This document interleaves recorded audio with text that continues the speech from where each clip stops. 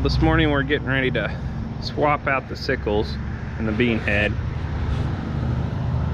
and put our spares in that we put new sickle sections on, and then we're going to put new sickle sections on the current ones. The guys renting our hog barns have been busy this morning.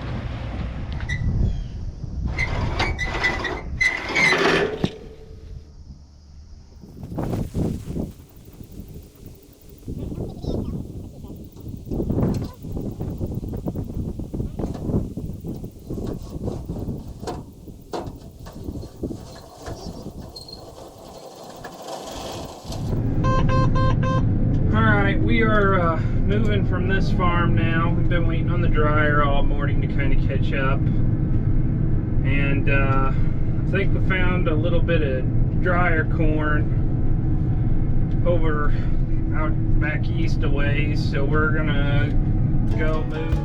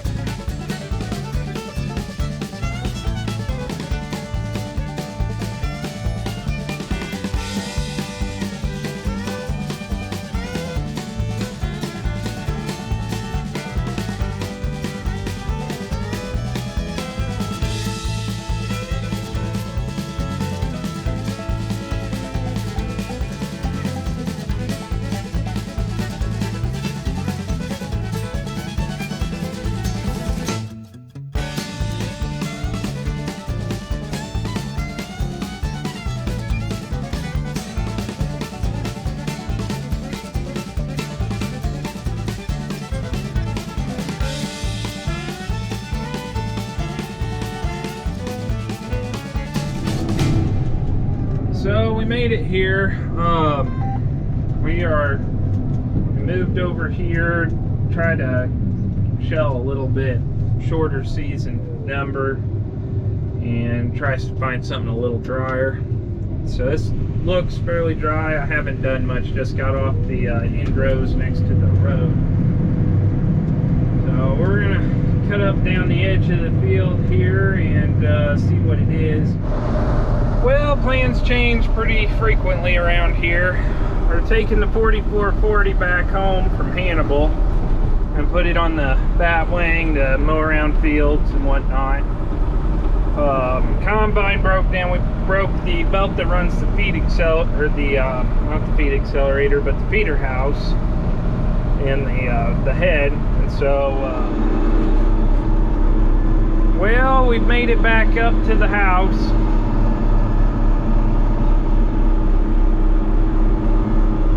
Give this thing a bath and look everything over, and then hook it up to the mower and be ready to mow around some field edges.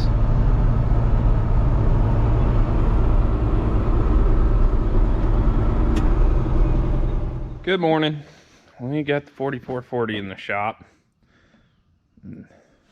Dad took off, had a flat tire on it this morning, which I knew it was leaking down yesterday when we got it out of the shed, so he took that down. I'm gonna clean the windows in it and just kind of clean it up.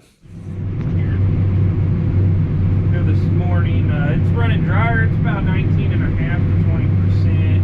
Although weed control wasn't great on this field. Hold on, this field really rolls. You might be able to see here. There's a pretty good representation of it. It really drops off the back. It's a good farm. It goes from tabletop flat to a fairly decent roll, but anyway, we're just chugging along at it again. So we're on the back side of this farm, kind of pretty back here. This farm sure rolls.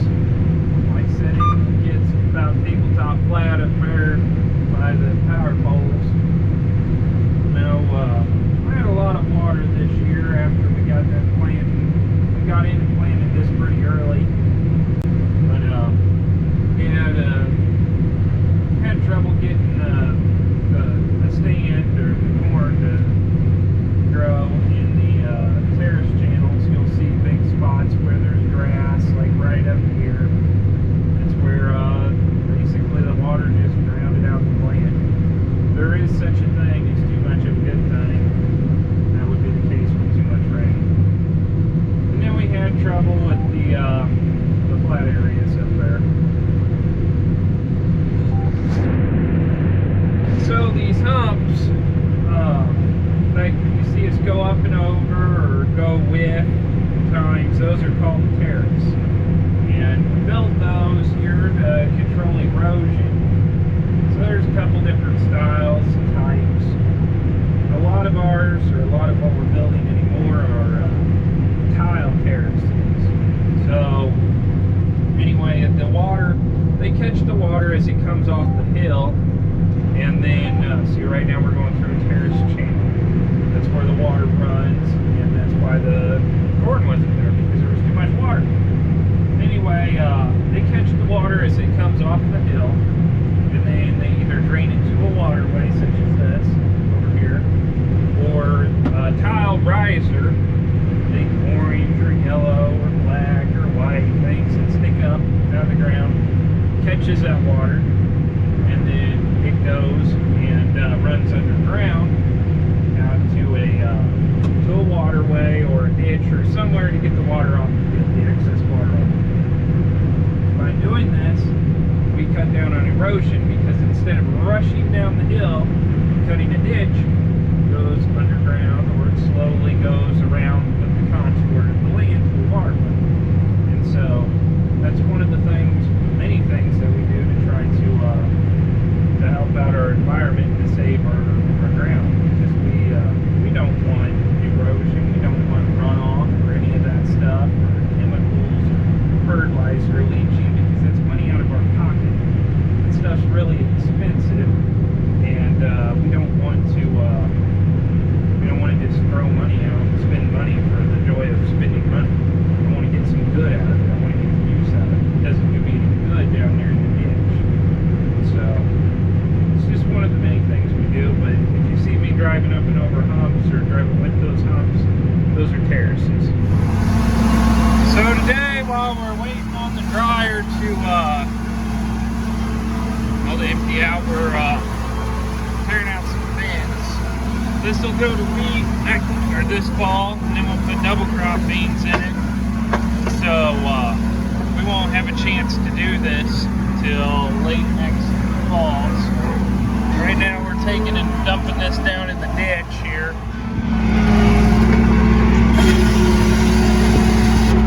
Cut, haul, push in the ditch, and repeat. Back to the top of the hill. So now we've got the post puller on. There's the grapple and the tree cutter. We're going to go on and pull all the fence out that's still down in here, and then we can get to cut those other trees out. There's the tree cutter. We'll get that in action here in a bit. Once I get these posts out and this woven wire out, I can go through and finish cutting off the stumps and cut the rest of those trees that are on the other side of the fence out. So, all right, we're gonna cut down a tree here with our tree shear. A little bit more difficult to do one-handed. There we go. Down it goes. Come back and pick it up with the grapple. Well, we got 2 more trees on up here to cut, and then we got to pull all this brush up out of the fence row. Alright, we're coming over here to get the batwing, or as we always call them, a chopper, which probably is confusing with the silage chopper, but just what we've always called them. Go on and get that hooked up to the 4440 so we can whenever we get time, and mow around field edges, just kind of whenever anybody's got time. Alright, so we had a slight issue there a while ago, back in the day. Every equipment manufacturer had their own hydraulic coupler. So it was a different style. John Deere had their style, International had their style. I can't say for anything else because all I'm familiar with is a John Deere or International. Anyway, this tractor and the 4030 each have one John Deere style and one Pioneer style. The Pioneer is now the industry standard. And the reason for that is as one would, as a hydraulic remote would start leaking and need rebuilt, we would switch it over to Pioneer. But thankfully, I guess, only one of them on each tractor needed switched. Well, there's adapters, and those things grow legs and walk off. I don't know what piece of equipment that the adapters that I normally keep in the toolbox of this tractor got left on. I'm going to imagine maybe a hay rake, because they're not in here. And I know the 4030's adapters are being used on the auger. So it's not ideal, but I just hooked up the fold, folded it down, unhooked that, hooked up the raise and lower, because that's what we're going to need. I'm just going to go chop some of these weeds off where we tore out fence today and yesterday, and then we'll deal with, I'll hunt up the adapters tomorrow morning while we're waiting on the dew to burn off to start shelling corn. I'm hoping next week we can run hard. Well, we've had some good drying days, and I know it might look like we're not getting much done, but you know, we got 100 and some odd acres done. Not bad for the first week when you figure it was running in the mid-20s. I don't know, once we get down to 19 and 18%, we can run hard, but it just takes time. It takes time to dry.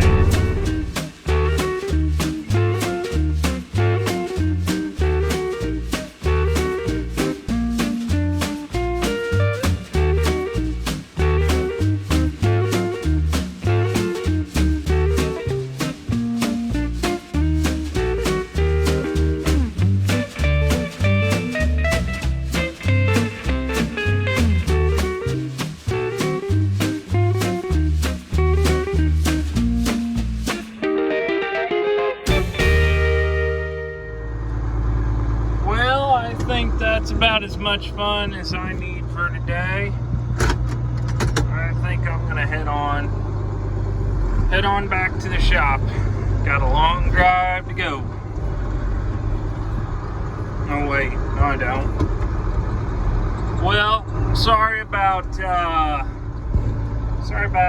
this video not having a whole lot interesting, but I wanted to show you guys everything that we do, and sometimes it's just not that interesting.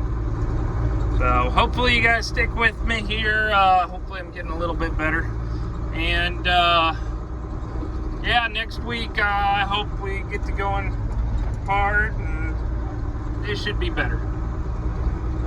Thanks guys, don't forget to subscribe, thumbs up, and comment. Love to hear what you guys think. Got any questions? We'll talk to you later.